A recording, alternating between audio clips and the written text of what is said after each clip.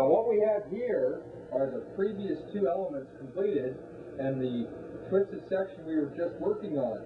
And you can see the mistake. When I went to do the second twist on the first rod, I reversed the direction. So what I did is I duplicated the effect on both rods, and when I string these elements together, I'll put this one in the center.